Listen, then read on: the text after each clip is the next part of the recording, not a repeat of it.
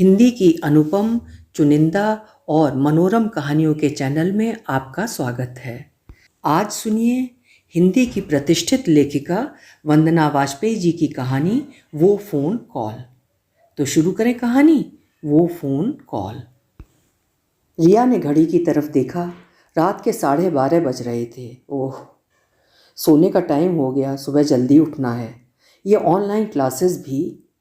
पहले तो फिर भी स्कूल से आने के बाद छुट्टी मिल जाती थी, पर अब तो इस कोविड कॉल में नौकरी ना हुई। स्कूल ने हमें नौकर बना दिया 24 घंटे का। पर क्या करें, करना तो पड़ेगा ही। इस समय नौकरी चलती रहे यही बहुत है, वरना घर का किराया कैसे दे पाऊंगी। शकरपुर की तंग गलियों में ही सही, पर दिल्ली में सर पर छत होना ही बहुत है। 2 छोटे छोटे कमरे, 1 फुट का छज्जा और कमरे में किसी तरह ठुसाए गए लैट, बाथ और किचन। उस पर किराया पूरे 12,000। वो भी हर साल बढ़ जाता है। पर अपने पैरों पर खड़े होने का सपना ना जाने कितने छोटे शहरों की लड़कियों को दिल्ली मुंबई की तरफ खींचता है। वो भी तो 12वीं के बाद दिल्ली पढ़ने के लिए आई थी और दिल्ली की होकर ही रह गई। यहीं तो उसने जाना था कि खुली हवा में सांस लेना क्या होता है और अपने अधिकारों के लिए संघर्ष करना क्या होता है। उसने अंगड़ाई ली, अपनी फाइल सेव करी और लैपटॉप बंद करने जा ही रही थी कि उसका फ़ोन बज उठा। हेलो, रिया ने फ़ोन उठाते हुए कहा। हेलो हेलो, उधर से कांपती हुई सी आवाज़ आई। हेलो, किससे बात करनी है? एक अजनबी नंबर और आवाज़ को ना पहचानते हुए रिया ने पूछा। देखिए देखिए, मैं आपको नहीं पहचानती, आप भी मुझे नहीं पहचानती, पर प्लीज़ प्लीज़ फ़ोन मत काटिएगा।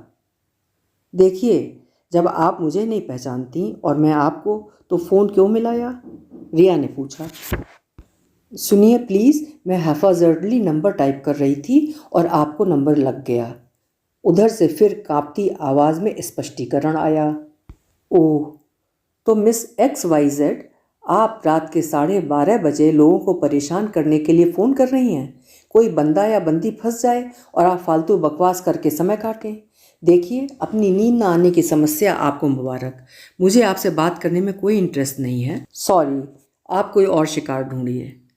रुकिए रुकिए, आप फ़ोन ना काटिए। मुझे नहीं पता था कि ये किसका नंबर है। मैंने बस नंबर मिलाया और आपका नंबर मिल गया। मुझे बस, देखिए, मेरे पास फालतू समय बर्बाद करने के लिए नहीं है। रिया ने उसकी बात काटते हुए गुस्से में कहा। Please please help me. मेरे मन में इस समय बहुत सुसाइडल थॉट आ रहे हैं। मन सेल्फ हार्मिंग मोड में है। मैं इस समय बस किसी से बात करना चाहती हूँ। देखिए please please give me some time. मैं ऐਵੇਂ ही किसी को फ़ोन नहीं करती, आज पहली बार किया है, please. What's wrong with you? देखिए, अगर आपको सुसाइडल थॉट आ रहे हैं तो 24 घंटे खुली रहने वाली हॉटलाइन नंबर पर फ़ोन करिए। नंबर मैं देती हूँ। कहते हुए रिया ने गूगल पर सुसाइड टाइप किया। सबसे पहले हेल्पलाइन नंबर ही दिखा। उसने नंबर पढ़ना शुरू किया। 9152। रिया को विश्वास नहीं हो रहा था कि कोई अजनबी उससे इस तरह हेल्प मांगेगा। कितने फ्रॉड केसेस होते हैं, क्या पता कौन हो। देखिए, मैंने नंबर ट्राई किया था, किसी ने उठाया ही नहीं। फिर मैंने जल्दी से दूसरे नंबर ट्राई करे, कोई स्विच ऑफ, किसी ने उठाया नहीं तो कहीं फ़ोन इंगेज। लकीली आपका नंबर मिल गया। काटिए नहीं प्लीज़। ऐਵੇਂ ही मैं नहीं फ़ोन करती किसी को। आज के बाद आपको भी नहीं करूँगी, आई स्वेयर। मैं बहुत परेशान हूँ, हर तरफ से टूट गई हूँ। ये कोरोना काल आफत बनकर आया है मेरे ऊपर। मेरा कमरा अंदर से बंद है। मेरे सामने नींद की गोलियों का पूरा पत्ता पड़ा है। उन्हें खाकर कभी ना उठने का मन है। आपको फ़ोन करना एक आखिरी कोशिश है खुद को बचाने की। Please please help me. रोने की तेज आवाज़ों से आगे के शब्द अस्पष्ट हो गए। एक पल पहले फ़ोन काटने को आतुर रिया के हाथ कांप गए। अगर ये फ़ोन सच्चा हुआ तो, अगर उसने वास्तव में सुसाइड कर लिया तो, लास्ट कॉल तो मेरी ही होगी। फिर मैं क्या अपने को माफ़ कर पाऊँगी? Oh my God, oh my God, क्या करूँ क्या करूँ? अपने दिल की बढ़ती हुई धड़कनों पर काबू पाते हुए रिया ने गूगल पर टाइप किया, what to do when someone is suicidal. ढेर सारी साइट्स खुल गईं। उफ, पढ़ने का भी टाइम नहीं था। पहली साइट खोलने पर कैपिटल लेटर में लिखे एक शब्द पर नज़र पड़ी, डिस्ट्रैक्ट। उसने एक पल बिना गंवाए बोलना शुरू किया। वो मैं मौसम कैसा है आपकी तरफ? यहाँ तो ठंड है। अब जनवरी में ठंड नहीं पड़ेगी तो क्या मई में पड़ेगी? फिर रात रात तो वैसे ही ठंडी होती है। हाँ, रात तो ठंडी होती ही है। कल कल थोड़ी धूप निकली थी। हाँ हाँ, थोड़ी धूप निकली थी, पर हमारे घर में तो धूप आती ही नहीं, नॉर्थ फेसिंग जो है। और उधर से रोने की आवाज़ें और तेज हो गईं। तभी रिया का ध्यान उधर से पहले बोले गए एवं शब्द पर गया। ओह, मतलब दिल्ली के आसपास की है।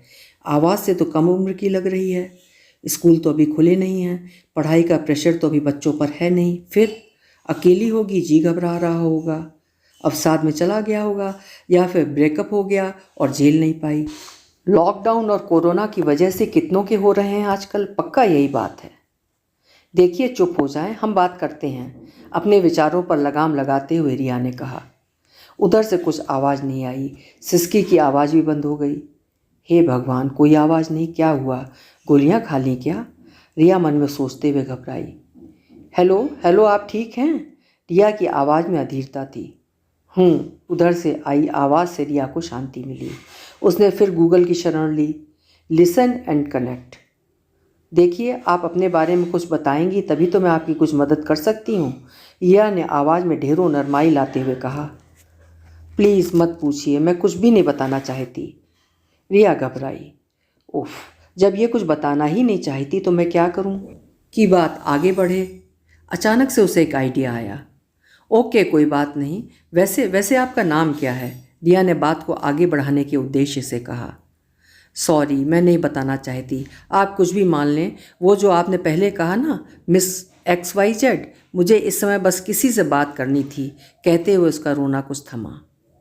ओके फाइन, वैसे भी नाम में क्या रखा है, शेक्सपियर दादा पहले ही कह गए हैं। मैं आपको यही कहूँगी, चलिए समय काटने के लिए गेम खेलते हैं, रिया ने आवाज़ में उत्सुकता लाते हुए कहा। कौन सा गेम? जैसे आप मेरी प्यारी अजनबी दोस्त हैं, वैसे ही हम दोनों के और भी दोस्त होंगे, हम उनके नाम लेंगे। जो नाम नहीं ले पाएगा उस पर पॉइंट चढ़ जाएगा, जिसके 5 पॉइंट हो जाएंगे वो हार जाएगा।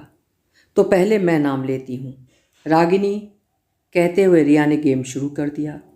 रितेश, मिस XYZ ने जवाब दिया।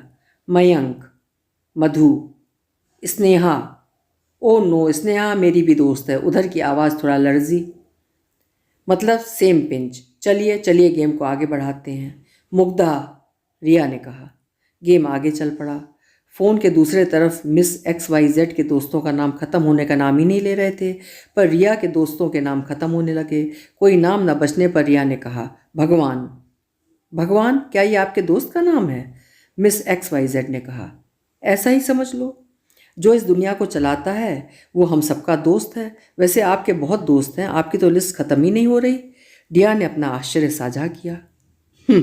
दोस्त? मेरे तो ज़्यादा दोस्त हैं ही नहीं, और अब तो स्नेहा के सिवा लगता ही नहीं कि कोई दोस्त है भी। वो तो मैं फेसबुक प्रोफाइल खोलकर नाम पढ़ रही थी, इसमें से बहुतों को तो मैं जानती भी नहीं। ओ, तो ये तो चीटिंग हुई।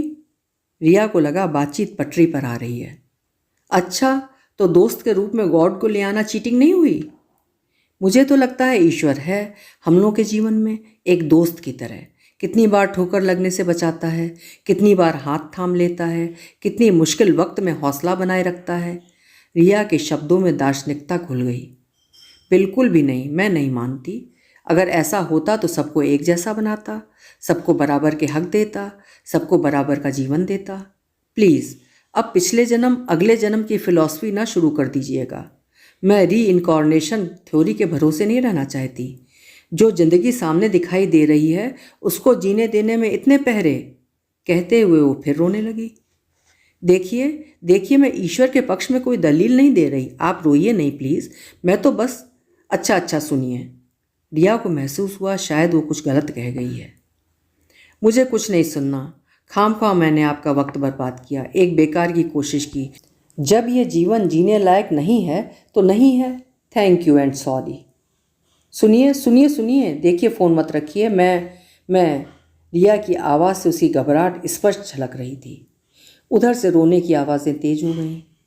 अच्छा अच्छा, ऐसा करिए, टीवी ऑन करिए, कोई भी हंसता हुआ चेहरा दिखे तो 1 मिनट ठहर कर सोचिएगा, सोचिएगा ज़रूर। घबराहट के कारण रिया के शब्द अस्पष्ट से हो रहे थे। उसने फ़ोन काट दिया। हे भगवान, रिया को अपनी धड़कन कानों तक सुनाई देने लगी। क्या करूं, क्या करूं? इतनी अपसेट थी, ऊपर से अकेली कुछ करना ले। क्या पुलिस को फ़ोन करूं? जब तक पहुंचेगी तब तक मुझे ही कॉल बैक करना होगा। उसने घबराते हुए इसी नंबर पर दोबारा उंगली रख दी। पूरी घंटी चली गई, फ़ोन नहीं उठा। रिया ने फिर कॉल की। ओहो, ये कोविड के लिए किया गया जागरूकता का अभियान भी कितने सेकंड खा लेता है। एक एक पल कितना कीमती है, रिया ने झुंझलाते हुए खुद से कहा।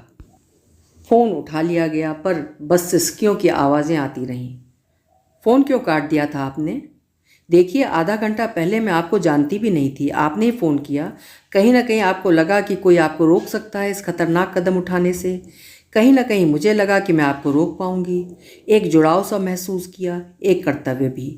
फिर फ़ोन काटकर मुझे सजा क्यों? आखिर मेरा क्या कसूर है जो? सॉरी, मैंने फ़ोन करके खुद को बहलाने के लिए टीवी ऑन किया। बारिश में गाना गाते हुए एक लंगड़ा आदमी दिखाई दिया। वो गा रहा था, मुस्कुरा रहा था। मैं पल भर को ठिठकी, फिर आपका फ़ोन आ गया। सोचा क्यों उठाऊं, क्या फ़ायदा। फिर लगा शायद आप बेचैन होंगी, इसमें आपका क्या कसूर। आंसुओं को रोक कर बोली गई उसकी आवाज़ में भारीपन था। रिया को लगा जैसे उसने घने काले बादलों के बीच एक हल्की सी मध्यम रोशनी वाली किरण को पकड़ा है और उसे इसी पतली डोर के सहारे चढ़कर मिस XYZ के मन के अंधेरे तक पहुंचना है। चलिए, आपने महसूस तो किया कि इसमें मेरा क्या कसूर। उसने तो महसूस तक नहीं किया। अचानक से चला गया, सारे रिश्ते तोड़कर, सारे नाते तोड़कर, और हम गुनहगार की तरह समाज के ताने सुनते रहे। आजकल के माता पिता अपने निजी स्वार्थ के लिए बच्चों को मशीन बना देते हैं। इतना भी ध्यान नहीं रखा उसने हमारा। कहते हुए रिया की रुलाई फूट गई। ओह, मुझे नहीं पता था कि आपका बेटा। I am very sorry, very very sorry. थोड़ी देर तक दोनों तरफ चुप्पी पसरी रही। रिया का बेलगाम होता रुदन मिस XYZ की सिसकियां संभालने की असफल कोशिश कर रही थी। मेरा बेटा नहीं, भाई थे विवेक, मुझसे 4 साल बड़े। उस साल मैं क्लास 8 में थी और वो 12वीं में। CBSE बोर्ड की तैयारी कर रहे थे। IIT जाने का सपना था उनका। शहर के नामी स्कूल का मेधावी स्टूडेंट, जिसके सपने उसके खुद के सपने थे। ये अलग बात है कि समाज, स्कूल, परिवार को उनसे उम्मीदें थीं, पर मम्मी डैडी ने उन पर कभी पढ़ने का दबाव नहीं डाला। वो खुद ही बहुत मेहनत कर रहे थे। मुझे याद नहीं आता कि 11th-12th में उन्होंने पढ़ाई के अलावा कुछ और किया हो। कई बार डैडी कहते, आओ बाहर आकर बैठो, कुछ देर आराम करो, पर वो कोचिंग, घर और स्कूल के बीच घड़ी के कांटों सा भागते रहे। IIT दिल्ली के कितने फ़ोटो उन्होंने अपने कमरे में लगा रखे थे। इससे पहले CBSE में टॉप करना उनका सपना था। कितनी ही बार बातों में हम सबको यही समझाया करते थे। मम्मी कभी कभी घबरा जाती कि अगर टॉप नहीं किया तो, सिलेक्ट नहीं हुआ तो। उनके पास जाकर समझाती, बेटा तुम मेहनत कर रहे हो, अच्छी बात है। मुझे उम्मीद है कि तुम्हारा सपना ज़रूर पूरा होगा, पर फल पर हमारा बस नहीं होता। तुम्हारे नंबर अच्छे आएंगे, ये तय है। टॉप तो। भैया बीच में ही बात काट देते। मम्मी, आप हमेशा डिमोटिवेट करने वाली बातें क्यों करती हैं? इससे मेरा ध्यान कमज़ोर पड़ जाता है। दूसरों के पेरेंट्स को देखिए कितना मोटिवेट करते हैं। अगर मैं हारूंगा तो आपकी वजह से। मम्मी और भैया के बीच में अक्सर होने वाले झगड़ों की एक खास वजह थी। कई बार भैया उसके बाद 2-2 दिन तक खाना नहीं खाते, तो कई बार कुर्सी फेंक कर, सामान फेंक कर अपना गुस्सा दिखाते। भैया के बिजी शेड्यूल में उन्हें समझाना मुश्किल था, फिर वो किसी की सुनते कहाँ थे। डैडी मम्मी को ही समझाते, देखो बच्चा तनाव में है, तुम कुछ मत कहा करो। समझदार है, मेहनती है, और क्या चाहिए। कितनों के बच्चे तो पढ़ने तक नहीं बैठते, पेरेंट्स सर धुनते रहते हैं। पर मुझे डर लगता है, अगर सपना पूरा ना हुआ तो। मैं उसे असफलता के लिए तैयार करना चाहती हूँ। मम्मी अपना भय साझा करती, तुम डरो नहीं, हमारा बच्चा है, कुछ कमी बेसी रह गई तो हम संभाल लेंगे। डैडी समझाते, पर रिया रोने लगी। फ़ोन के अदृश्य तारों से जुड़े दो मनों के मध्य थोड़ी देर मौन पसरा रहा। प्लीज़ चुप हो जाइए, मिस XYZ ने कहा। आज बह लेने दो आंसुओं को, तब नहीं रो पाई थी, बिल्कुल भी नहीं। नन्ही उम्र पर मम्मी डैडी को तो संभालना था, सिर्फ दुख से नहीं, मीडिया से भी। भैया 97% लेकर अपने स्कूल में भी थर्ड आए थे। CBSE टॉप का सपना स्कूल टॉप में भी नहीं बदल सका। मम्मी बेहद डर गई थी। हम सब निराश थे, सोचकर कि भैया पर क्या बीत रही होगी। पर भैया ने निराशा को परे झटक कर कहा, आप सही कह रही थी, मैं IIT क्रैक कर लूँगा, पूरा फोकस उसी पर रहेगा। बोर्ड के मार्क्स इतना मैटर नहीं करते। भैया अपनी पढ़ाई में जुट गए, पर कहीं ना कहीं कुछ दुख बचा रह गया था जो उन्हें अंदर अंदर खा रहा था। उनका पढ़ाई में लगा रहना, कम खाना पीना, हम सबको स्ट्रेस ही समझ में आता। पहले वो मेरी पढ़ाई में मदद करते थे, पर अब उन्होंने मेरी मदद भी करनी बंद कर दी थी। मम्मी डैडी उनसे थोड़ा भी रिलैक्स होने को कहते तो पलट कर कहते, एक एक पल कीमती है। आज सोचती हूँ मम्मी डैडी ऐसे नहीं रहे कभी कि उनकी बात सुनने से इनकार कर देते। भैया भी पहले ऐसे कभी नहीं रहे थे कि अपने दिल की बात ना साझा करते रहे हों। 10th तक तो एक एक बात माँ से मुझसे शेयर करते थे। पता नहीं, कई बार ऐसा होता है कि वो लोग जो हमें समझते हैं कब किस मोड़ पर और क्यों एक दूसरे से कनेक्ट नहीं कर पाते। भैया का आईआईटी का रिज़ल्ट निकल गया, वो क्वालिफाई भी नहीं कर पाए। एनआईटी में उनकी रैंक 7,000 थी, पर आईआईटी। उस दिन हमें एहसास हुआ कि बोर्ड रिज़ल्ट के बाद वो कितना टूटे हुए थे, वो अंदर से कितने दबाव में थे। वो रोए भी नहीं, न परेशान दिखे। इस बार भी आराम से सबसे बात की, बल्कि मम्मी को समझाते हुए बार बार कहते, आप चिंता न करें, मैं ठीक हूँ, मुझे पता है फल हमारे हाथ में नहीं होता। फिर भी किसी अनजान आशंका के डर से मम्मी उन्हीं के कमरे में उनके साथ ही सोईं 2 रातों तक। मम्मी ने उस समय उन्हें समाज और उसके व्यंग बाणों से दूर रखने की कोशिश की, कहीं किसी की बात बुरी ना लग जाए। पर भैया खुद ही सबको फ़ोन करते रहे। वो बहुत ज़्यादा बोल रहे थे। उन्होंने हम लोगों के साथ मूवी भी देखी। हमें लगा ही नहीं कि भैया ऐसा कोई कदम उठा सकते हैं। 2 दिन लगातार भैया के साथ बस आंख नीचे पड़ी रहने वाली मम्मी तीसरे रात कब झपक गई पता ही नहीं चला। मैं और डैडी अपने अपने कमरों में थे।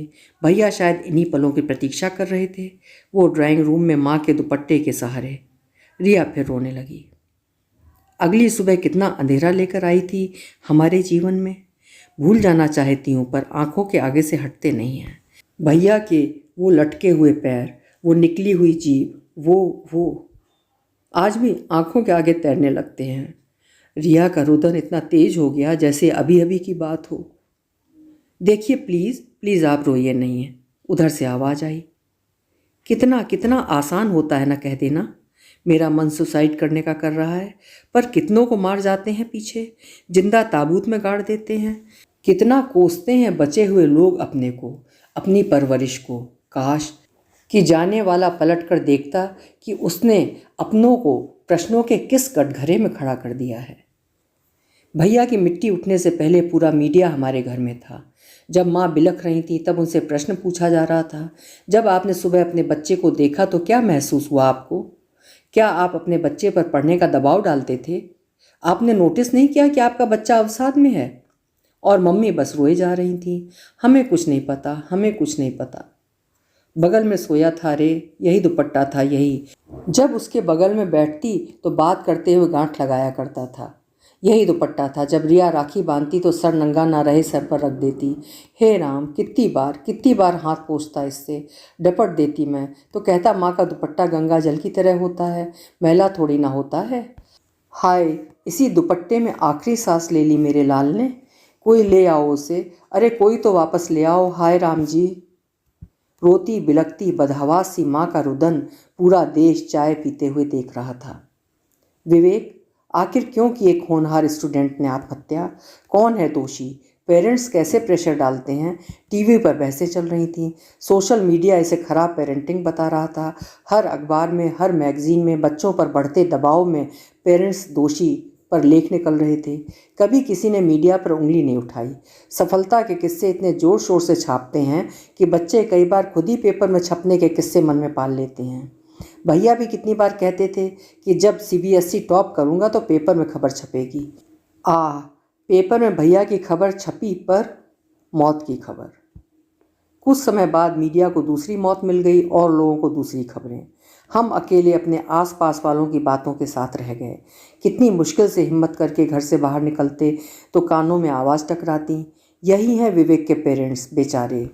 तो कोई कहता, कैसे पेरेंट्स हैं, अपने ही बच्चे के जान के दुश्मन बन गए। अभी तो 4 महीने हुए हैं और घूमने भी निकल पड़े। हमारी नई पहचान थी आत्महत्या करने वाले स्टूडेंट विवेक के पेरेंट्स और बहन।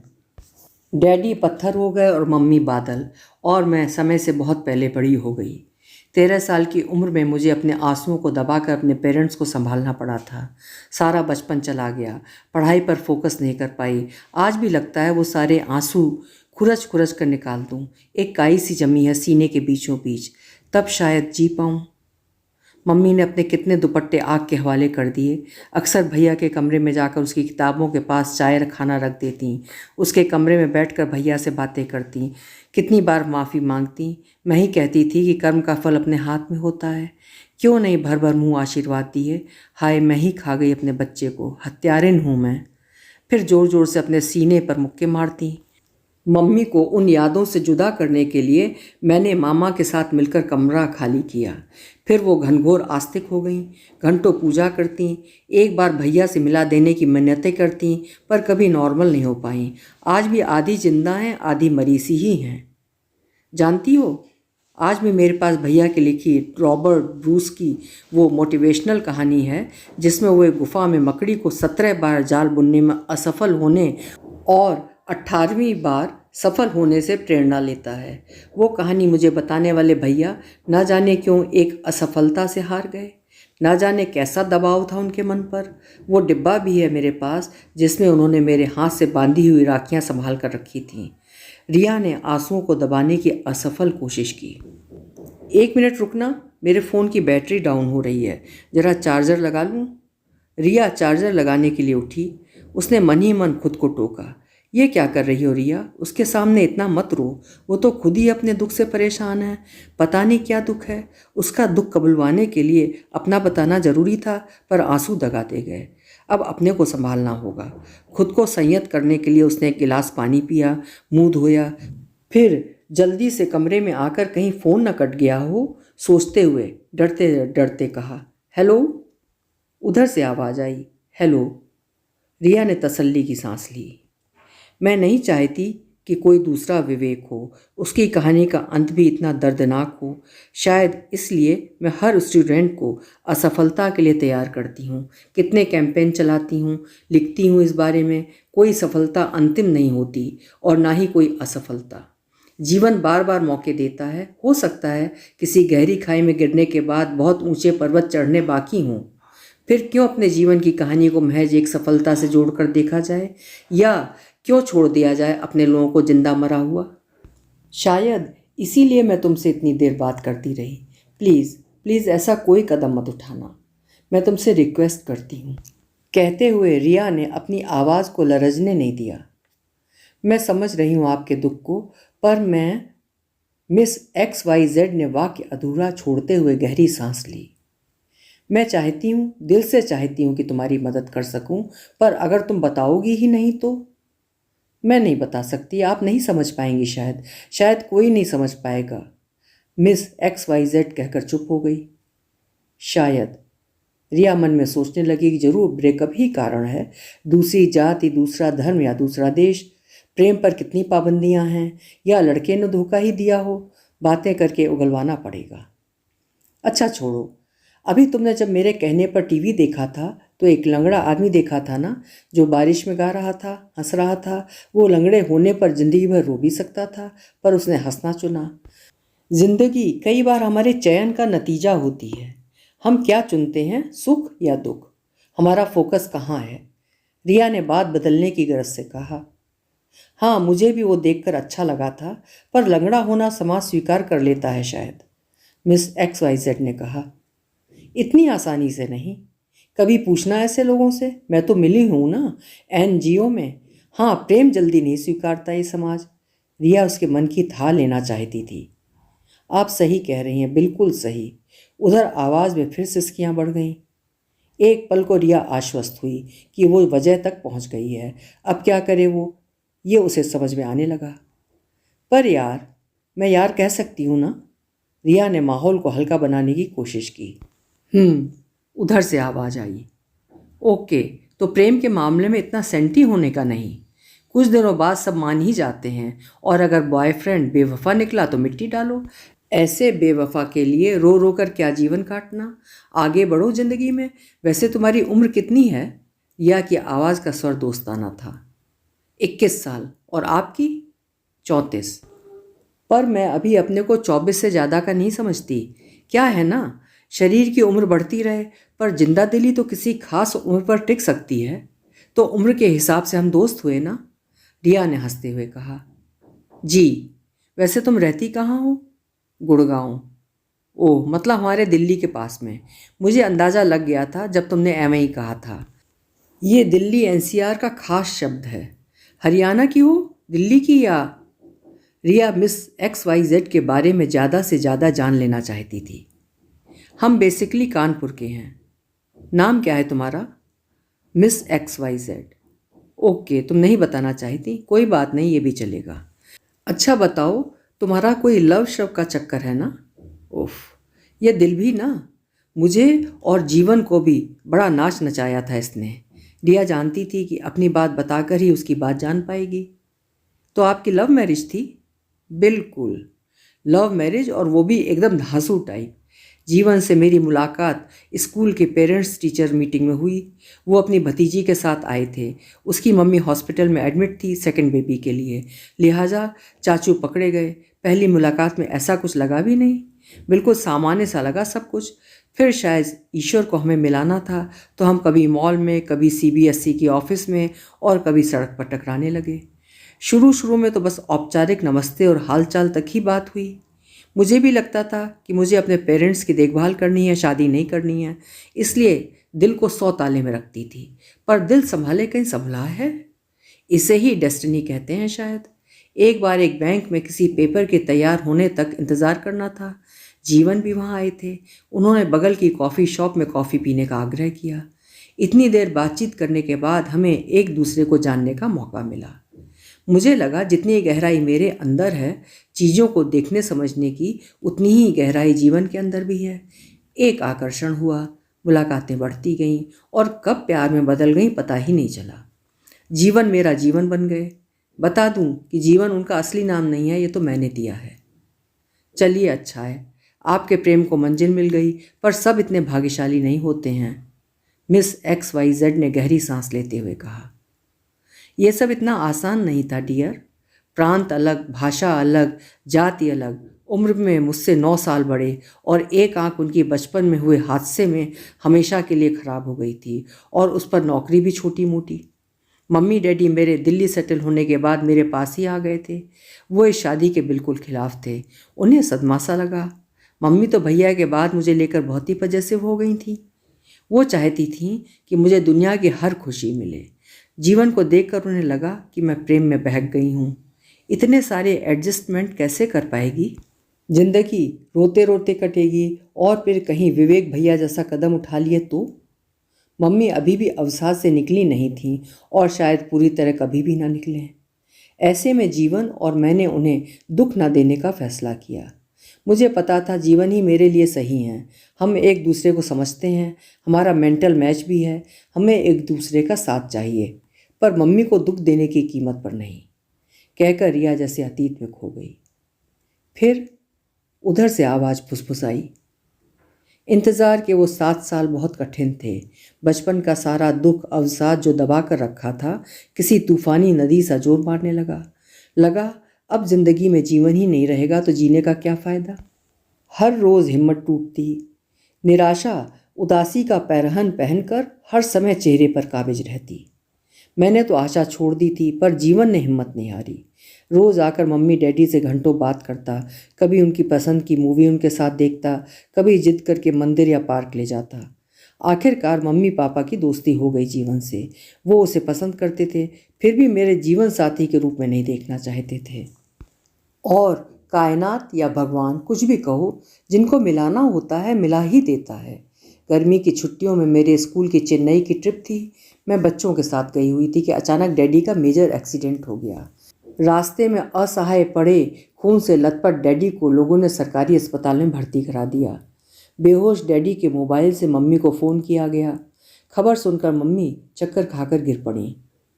सर से खून का फव्वारा फूट पड़ा। बमुश्किल जीवन को फ़ोन मिलाया। जीवन तुरंत सारे काम छोड़कर घर आ गया। मम्मी को अस्पताल लेकर जाना, डैडी की तीमारदारी, सब उसने अपने सर पर ओढ़ ली, वो भी मुझे बिना बताए। 15 दिन बाद जब मैं घर लौटी तो डैडी घर आ चुके थे। जीवन इतने दिन घर पर ही रहा। इतने दिन में मम्मी डैडी का नज़रिया जीवन के प्रति बिल्कुल बदल गया था। मेरे आने के बाद जीवन जब जाने लगा तो मम्मी ने हाथ पकड़कर रोक लिया। इतने दिन बेटे की तरह फ़र्ज निभाया है तो बेटा बनाने से कैसे इनकार कर सकती हूँ। मैं समझ गई हूँ कि मेरी बेटी को तुमसे अच्छा जीवन साथी नहीं मिल सकता। बस हमारे रास्ते की मुश्किलें आसान हो गईं।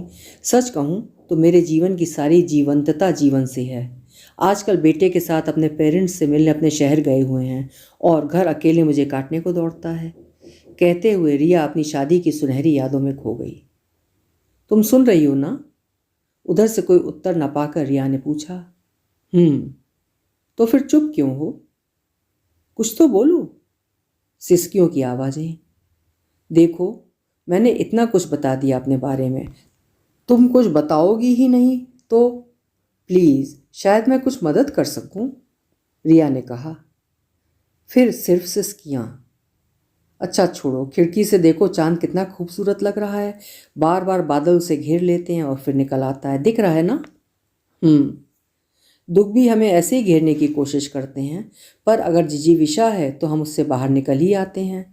कभी जीवन को इस तरह से देखो कि ये हमारे जीवन की समस्याएं नहीं, चुनौतियां हैं, तो दिमाग सेल्फ पिटी अर्थात आत्मदया की जगह समाधान खोजने लगता है। चुप्पी। रिया ने फिर बातचीत का छोर पकड़ा। चांद और उसकी चांदनी को घंटों निहार सकती हूँ मैं। इनफैक्ट कई बार जाग जाग कर निहारा भी है। कई बार तो जीवन के साथ बैठकर। उसे भी चांद को निहारना बहुत पसंद है। अक्सर वो जब मेरे साथ बैठकर चांद देखता है तो वही गीत गुनगुनाता है, एक रात में दो दो चांद खिले। और मैं गाती हूँ, मांग के साथ तुम्हारा मैंने मांग लिया संसार। जानती हो रात इतनी खूबसूरत क्यों लगती है? चांद की वजह से। प्रेम का प्रतीक जो है, यह प्रेम भी कितनी खूबसूरत शय है। इसके दिल में आते ही पूरी दुनिया इंद्रधनुषी रंगों से रंग जाती है। ये प्रेम। रिया प्रेम पर इतना जोर देकर इसलिए बोल रही थी ताकि पता चल सके कि मिस XYZ की ये उदासी या अवसाद कहीं इश्क विश्क के कारण तो नहीं है। प्लीज़ रहने दीजिए, हर किसी की किस्मत एक जैसी नहीं होती है। इस बार मिस XYZ के स्वर में झल्लाहट थी। ओह, मतलब तुम्हारा भी दिल दा मामला है। रिया खुश थी कि तीर निशाने पर बैठा है। चुप्पी। तो क्या बेवफा निकला? रिया ने पूछा। नहीं, आवाज़ में वही झल्लाहट। तो क्या तुम्हारे भी पेरेंट्स नहीं मान रहे? देखिए, आप मेरी समस्या नहीं समझ पाएंगी। क्यों भला? नहीं समझ पाएंगी, बस मैं फ़ोन रखती हूँ। कमाल है, मैंने अपनी सब बातें बता दी और तुम इस तरह। रिया सोचने लगी, क्या पुलिस को कॉल करूं? पर एक तो पुलिस पहुंचेगी देर से, उस पर जैसी ये टेढ़ी है, उनके जाने के बाद कहीं विवेक भैया जैसा हाल ना हो। मैं भुक्तभोगी हूँ, कैसे छोड़ूं? एक कोशिश और करती हूँ। मैं कोशिश करूँगी समझने की, रिया ने उसे विश्वास में लेते हुए कहा। आप मुझसे नफरत करने लगेंगी, वो सिसकी। क्यों? और फिर फ़र्क क्या पड़ता है? वैसे भी हम अजनबी हैं और आज की रात के बाद फिर हो जाएंगे। क्योंकि सब कुछ वैसा आसान नहीं है जैसी आप कल्पना कर रही हैं। देखो, प्रेम में दिक्कतें तो आती ही हैं। मैंने भी तो 7 साल का संघर्ष झेला। सबकी किस्मत आप जैसी नहीं होती। सालों लग गए खुद को स्वीकार करने में। अब जब खुद को समझ पाई फिर भी सब कुछ चल ही रहा था। अगर जीवन में ये झंझावात ना आता। वो वाक्य अधूरा छोड़कर चुप्पी। झंझावात मतलब? कहते हुए रिया के शब्दों में घबराहट थी। वो मैं कहकर वो फिर चुप हो गई। रिया भी चुप ही रही। वो समझ रही थी कि उसका काम पहले सिर्फ सुनना है। थोड़ी देर बाद मिस XYZ की आवाज़ आई। देखिए, मेरे फ़ोन की बैटरी डाउन हो रही है, मैं चार्जर लगाती हूँ।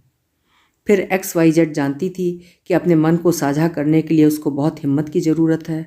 उसने दूध गर्म कर इंस्टेंट कॉफ़ी बनाई, चार्जर लगाया और फिर मोबाइल कान से लगा लिया। शायद आज वो भी अपने दिल का दर्द किसी अजनबी से साझा करने के मूड में थी। इधर रिया ने फैसला किया कि हर आगे बढ़ते हुए शब्द के साथ उसे उसको समझना होगा। नाजुक समय है, साथ देना होगा, पर कैसे? उसका मन प्रश्नों में उलझने लगा। अपने मन को तैयार कर उसने घड़ी पर नज़र डाली। 2 मिनट हो गए, नहीं आएगी क्या? फ़ोन काट देगी क्या? दिल में धक सी हुई। अब रिया उसको दिलासा देने के साथ साथ उसका दर्द भी समझना चाहती थी। उधर से फ़ोन उठाने की आवाज़ आई। हेलो। रिया आश्वस्त होना चाहती थी कि दूसरे सिरे पर फ़ोन उठाया जा चुका है। हेलो। उधर दूसरे सिरे से आवाज़ आई। थोड़ी देर उनके बीच चुप्पी पसरी रही, जिसे रिया ने ही तोड़ा।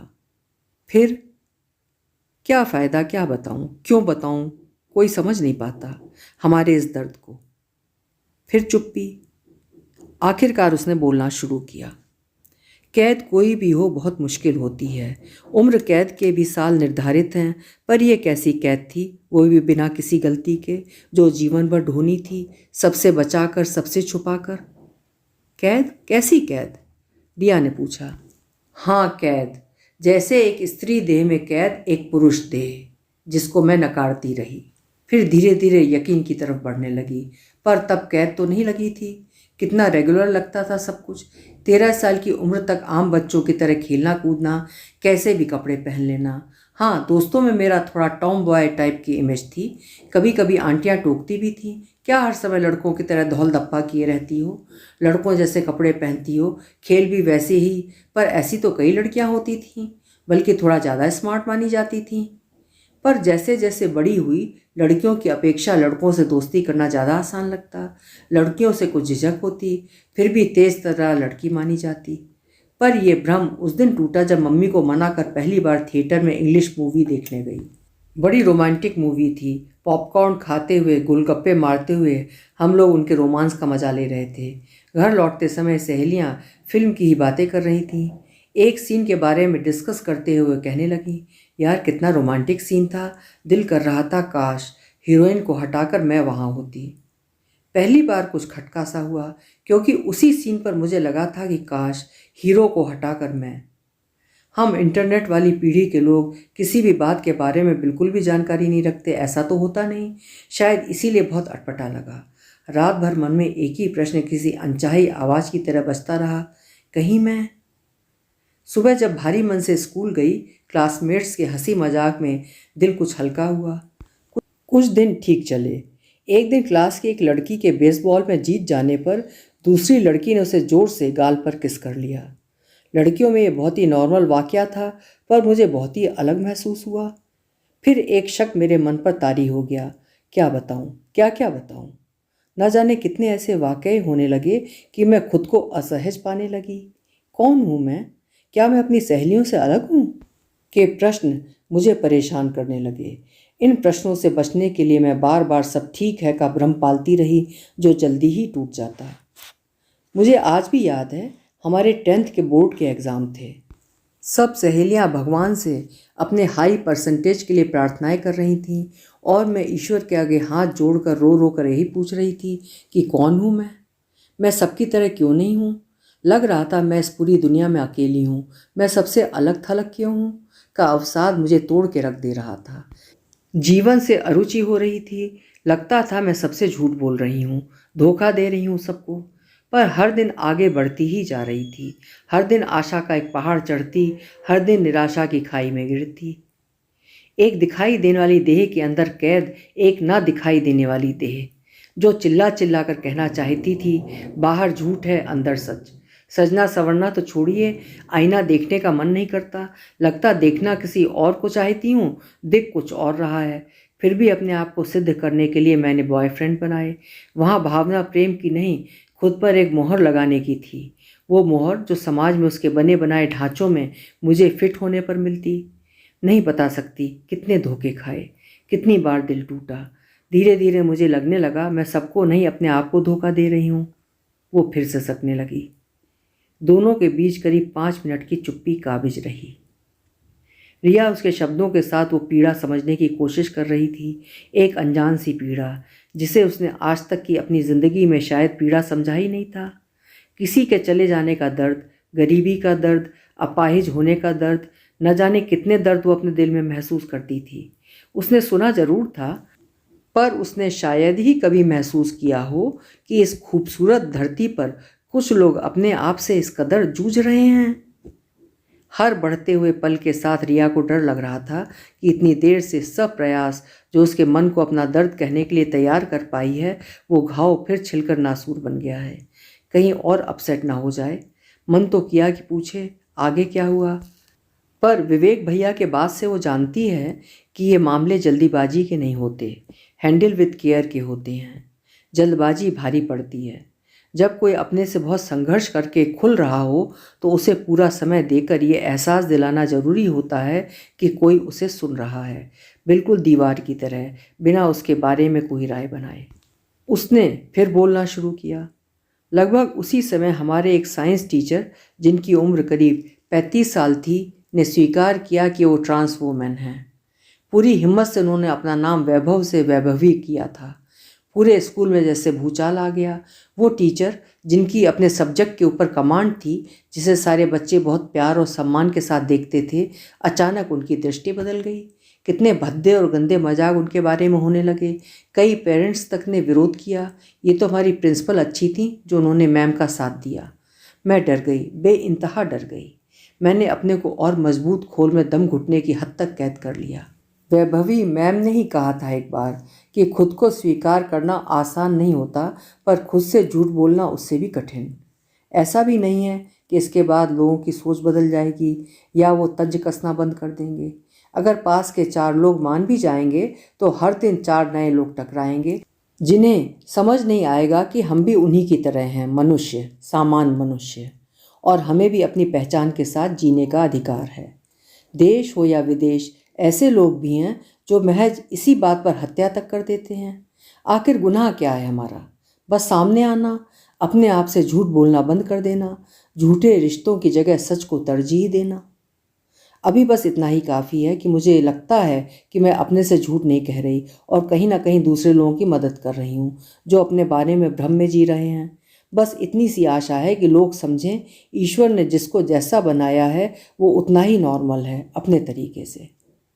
1 मिनट में पानी पी लूँ, कहकर वो उठ गई। रिया इंतज़ार करने लगी। उसे पानी ग्लास में डालने और गले में गटकने की गुट गुट साफ सुनाई दे रही थी। वो कान फ़ोन पर लगाए रही। थोड़ी देर बाद XYZ ने फिर बोलना शुरू किया। उसके बाद मैंने लाइब्रेरी और इंटरनेट पर इस बारे में बहुत पढ़ा। ये खुद को जानने समझने की राह में कन्फ्यूज़न का एक बहुत बड़ा दौर होता है। कोई ऐसा ब्लड टेस्ट नहीं जो सब सच सच बता दे। खुद ही अपने दिल के तराजू में अपने आप को तौलना आसान नहीं होता।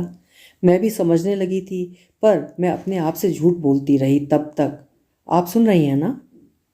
मैं आपके सामने एक अजनबी के सामने पहली बार ओपन होने की हिम्मत कर रही हूँ। XYZ ने बताते बताते प्रश्न पूछ लिया। मैं सुन रही हूँ, मैं तुम्हारे साथ हूँ पूरी तरह से, रिया ने आश्वस्त किया। उसने फिर बोलना शुरू किया। संयोग से कॉलेज हॉस्टल में स्नेहा मेरी दोस्त बनी। हमारी शुरुआती दोस्ती धीरे धीरे गहराने लगी।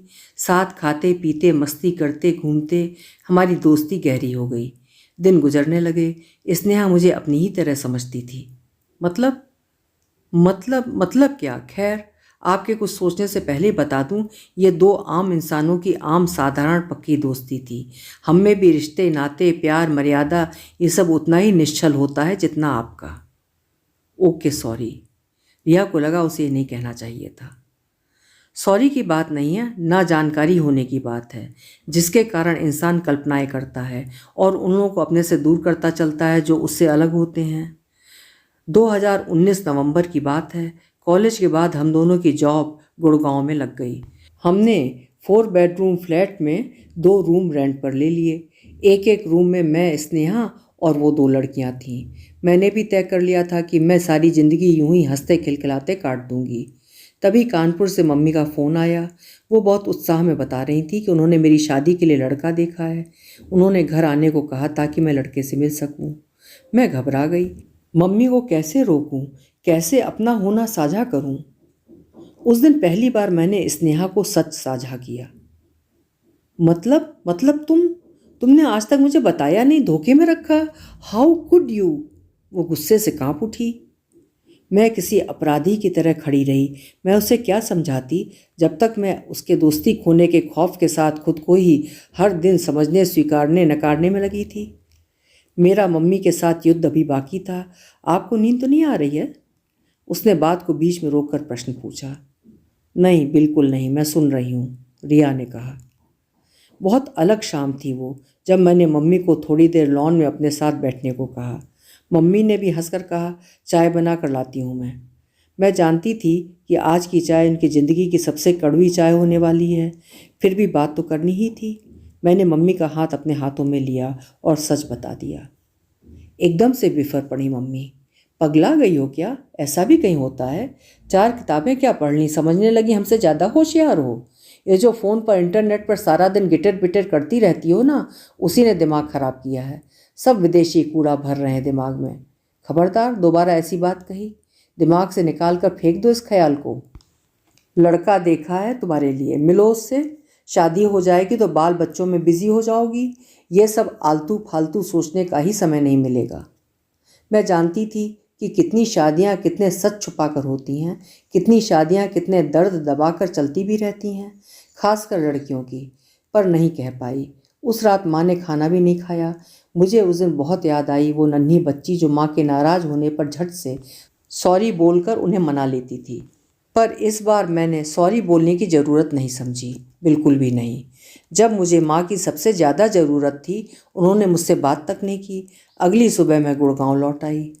सारे रास्ते आंसू पोंछते हुए सोचती रही कि स्नेहा से अपने हर दर्द को साझा करूंगी, उसके साथ मेरा हमदर्द बनेगा। मैं लौटी तो स्नेहा अपने शहर जा चुकी थी। तभी लॉकडाउन लग गया। मैं अकेली रह गई। मैंने स्नेहा को फ़ोन किया पर उसने उठाया नहीं। मम्मी ने मुझसे बात करना बंद कर दिया। वो बचपन से अपनी बात मनवाने के लिए यही करती आई हैं। डैडी ने 1-2 बार फ़ोन किया तो बस इतना ही कहा कि लॉकडाउन खुलते ही किसी अच्छे लड़के से तुम्हारी शादी करवा देंगे, सब ठीक हो जाएगा। मैं उनसे फ़ोन पर जिरह ना कर सकी।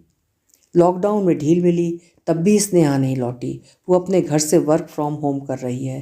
किराए की चिंता है नहीं, वो कंपनी देती है। वो मुझसे नाराज़ है और मम्मी भी।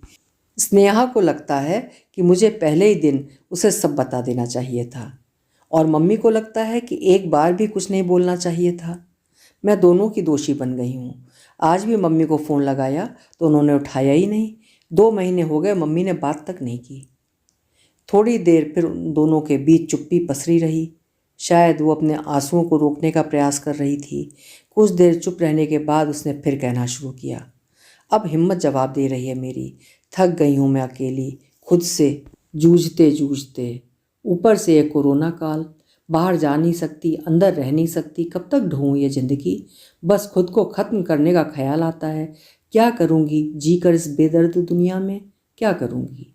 कहकर वो जोर जोर से रोने लगी। रिया ने चुप रहकर उसे रोने का अवसर दिया। वो जानती थी दिल का दर्द निकल जाना जरूरी है। थोड़ी देर रोने के बाद वो फिर बोली, कितनी सुंदर लगती है पेड़ों की कोई डाल तिरछी सी, कितने सुंदर लगते हैं टेढ़े मेढ़े पहाड़। नदियाँ तो अलग अलग तरह से रास्ते काट कर आगे ना बढ़ें तो शायद कभी सागर तक न पहुँच पाएँ। 84 लाख योनियाँ, सभी में जैविक भिन्नताएं भी, जेनेटिकल भिन्नताएं भी। मानव को सभी स्वीकार, पर अपने समुदाय के अंदर भिन्नता स्वीकार नहीं है। आखिर क्यों मनुष्य को अपनी प्रजाति में भिन्नता स्वीकार नहीं, चाहे वो रंग की हो, रेस की हो, जाति की हो या धर्म की, भाषा की। सबको एक रंग में रंगे देखना चाहते हैं। फिर हमें तो समाज समझना भी नहीं चाहता। क्यों नहीं चाहता? क्यों नहीं? क्यों लोगों को लगता है कि ये बस दिमाग का लोचा है? वो फिर से सकने लगी। पर तुम तो समझती हो ना, स्वीकारती हो ना, फिर क्यों दूसरों के लिए खुद को खत्म करने के बारे में सोचती हो? पर दुनिया, लोग मेरे बारे में उनके विचार कैसे समझाऊं सबको? तोड़ देता है ये ख्याल मुझको। और आज इन्हीं बेहद कमज़ोर पलों में आपको फ़ोन किया था। वो फुसफुसाई, क्यों सोच रही हो दुनिया के बारे में इतना? वो तो तब भी कहेंगे जब तुम नहीं रहोगी। फिर उन्होंने तो तुम्हें जन्म नहीं दिया। अपनी मम्मी के बारे में भी नहीं सोचती? वो भले ही नाराज़ हैं, अभी समझती नहीं हैं, पर एक दिन समझेंगी तुम्हें। ज़रूर समझेंगी। स्नेहा भी समझेगी। तुमने उसे धोखा नहीं दिया है। हाँ, सच नहीं बताया, वो सच जिसके बारे में तुम अभी भी लड़ रही हो। तुम्हें भी तो समय लगा था, उन्हें भी समय दो। और लोगों की बात कहती हो तो वो भी समझेंगे। पहले 2, फिर 4, फिर 8, फिर भगवान, यूनिवर्स, ब्रह्मांड तो तुम्हें समझता है ना।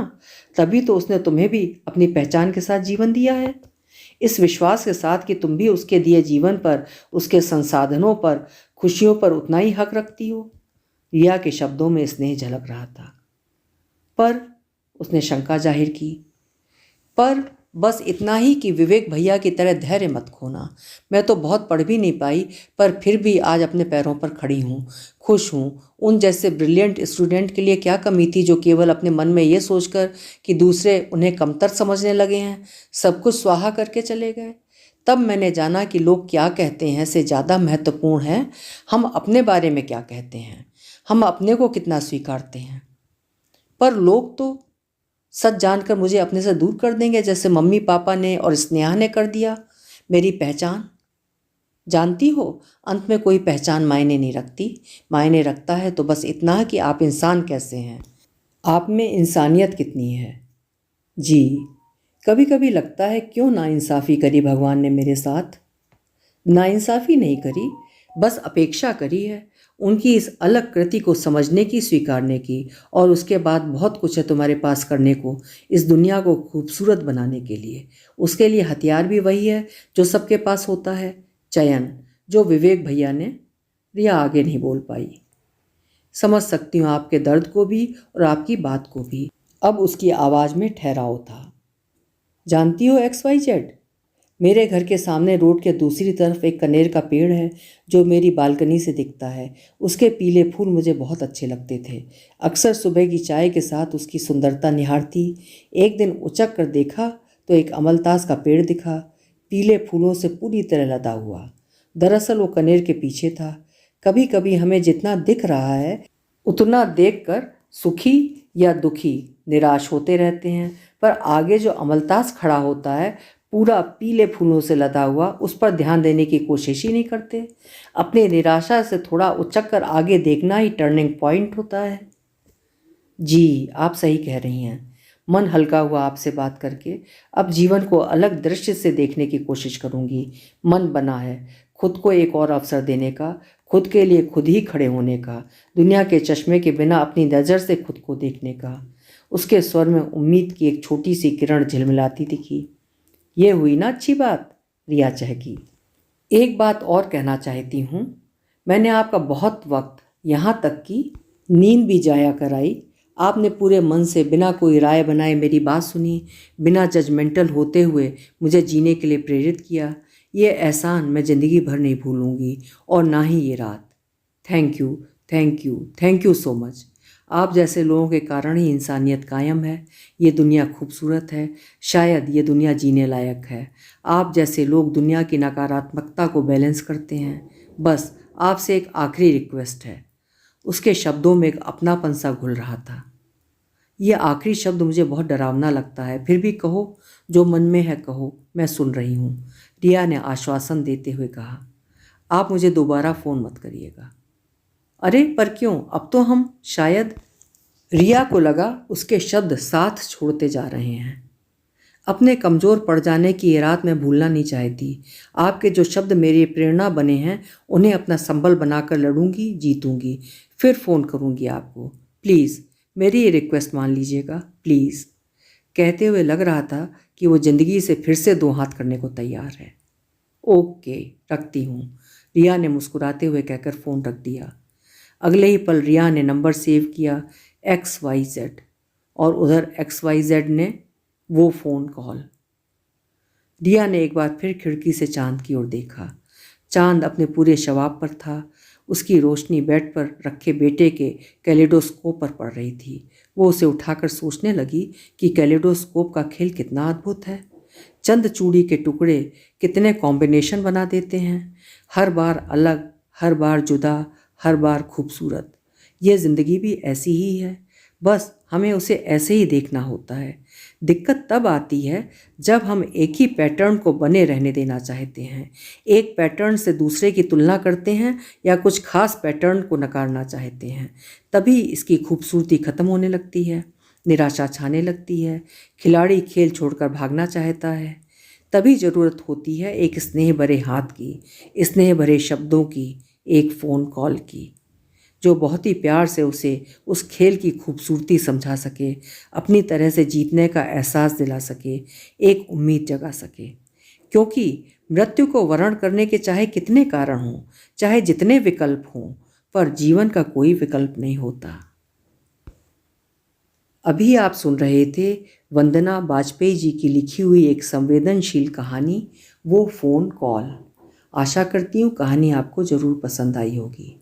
फिर मिलेंगे। आपका समय शुभ हो, मंगलमय हो।